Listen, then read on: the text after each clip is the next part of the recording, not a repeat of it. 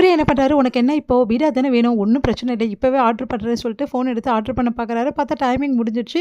அதனால் ஆர்டர் பண்ண முடியல. என்ன இது ஆர்டர் வர மாட்டேங்குது, ஏங்க டைமிங் இருக்குல்ல, இந்த டைமிங் மேலே யார் வந்து நம்மளுக்கு வந்து எடுத்து வந்து கொடுப்பா அப்படின்னு சொல்லி சொன்னோன்னே, சரி விடுங்க, எல்லாம் அப்படி தான், நினச்சதெல்லாம் உடனே நடக்குமா, நான் அதெல்லாம் உங்களால் நடத்தி காட்ட முடியாது, என்னால் நடத்தி காட்ட முடியாதுமா, கண்டிப்பாக முடியும், இப்போ வா கிளம்பு அப்படின்னு சொல்லி சொன்னோன்னே, எங்கங்க வெளியே தான் போகிறோம், வெளியே போகிறோமா, இங்கே பார்த்தியா அப்படின்னு சொல்லிட்டு சாவி எடுத்து காட்டுறாரு. என்னங்க இது பைக் சாவி, ஆமாம் பைக் சாவி தான், நம்ம பைக்கில் தான் போகிறோம். என்னது பைக்கா அப்படின்னு சொல்லி சந்தோஷமாக போகிறாங்க.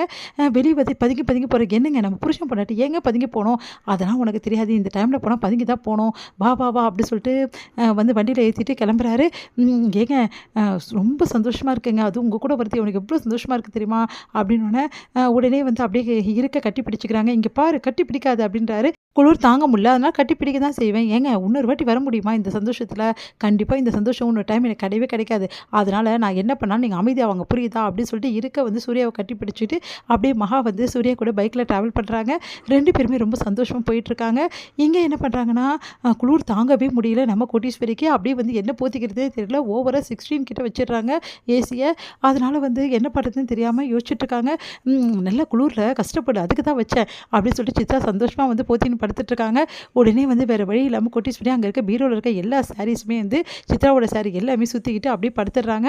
இங்கே வந்து என்ன பண்ணுறாங்கன்னா, நம்ம மகாவும் சூர்யாவும் எல்லா இடத்தையும் போய் பார்க்குறாங்க. பார்த்தா ஒரு ஒயின் ஷாப் பண்ணி நிறுத்துறாங்க. என்ன சார் ஃபுல் வேணுமா இல்லை குவார்ட்டர் வேணுமா அப்படின்னு சொல்லிட்டு அங்கே இருக்க ஒரு பையன் கேட்குறான். ஐயோ இங்கே நிறுத்திட்டேனே, எனக்கு இந்த மாதிரி பழக்கம்லாம் கிடையவே கிடையாது. ஓ பழக்கம் இல்லாமல் தான் அன்றைக்கி நைட்டு வந்து ஃபுல் வந்து ஏற்றிட்டு வந்து என் ரூம்க்கு வந்தீங்களா கட்டியும் அப்படின்னு சொல்லிட்டு மகா கேட்குறாங்க. அதெல்லாம் ஞாபகப்படுத்தாது புரியுதா, நான் ஒன்றும் வேணும்னு பண்ணல, சரி சரி நம்பிட்டேன், நீங்கள் வந்து பேட் ஹேபிட் இல்லாதவர் தான் அப்படின்னு சொல்லிட்டு வேணுமே கலாய்ச்சிட்டு வராங்க ஒன்றை அப்படி சொல்லிட்டு கூட்டின்னு வராரு. பார்த்தா எங்கேயுமே வந்து பீடா கடை இல்லை. ஒரே இடத்துல மட்டும் பீடா கடை வந்து என்ன பண்ணுறாரு, பீடா ஓனர் வந்து அந்த பீடா கடை ஓனர் வந்து ஐயோ வயிறு கலக்குது என்ன பண்ணுறது அப்படின்னு சொல்லிட்டு ஷட்டரை மட்டும் க்ளோஸ் பண்ணிட்டு உள்ள லைட் எரியுது வெளியே போயிட்டாரு. உடனே அந்த டைமில் கரெக்டாக இவங்க வராங்க. வந்தோடனே என்ன ஷட்டர் க்ளோஸ் ஆயிருக்கு ஆனால் உள்ள லைட் எரியுது, இங்கே எங்கே தான் போயிருப்பாரு அப்படி சொல்கிறாங்க. சின்ன வயசில் திருட்டு தனம் எவ்வளோ பழைய திருட்டு தனமாக மாங்காலாம் அடித்து சாப்பிட்ருக்கோம்ல, அந்த மாதிரி இன்றைக்கும் நம்ம திருட்டு தனமாக பீடா திட்டி சாப்பிட்லாமா அப்படின்றாங்க. ஐயோ என்னால் முடியாதுப்பா, ஏங்க வாங்கங்க ஜாலியாக இருக்கும் அப்படி சொல்லிட்டு மகா சொல்கிறாங்க. இவ்வளோ திருட்டு தனம் உனக்கு தெரியுமா அப்படி சொல்லிட்டு 2 பேரும் உள்ளே போகிறாங்க. ஷட்டர் க்ளோஸ் பண்ணிடுறாங்க. என்ன இது ஷட்டர் க்ளோஸ் பண்ணுற, ஏங்க எது பண்ணாலும் வந்து பக்காவாக பண்ணுங்க, சட்டை க்ளோஸ் பண்ணி திருடினா தான் சூப்பராக இருக்கும், ரொம்ப திருடி தான் ஆகட்டும் நீ அப்படி சொல்கிறாரு. சரி ஓகே நான் வந்து உனக்கு வந்து சூப்பரான பீடா போட்டு தரேன் அப்படி சொல்லிட்டு சூர்யா வந்து செமையாக ஒரு பீடா போட்டு நம்ம வந்து மகாவுக்கு கொடுக்குறாரு.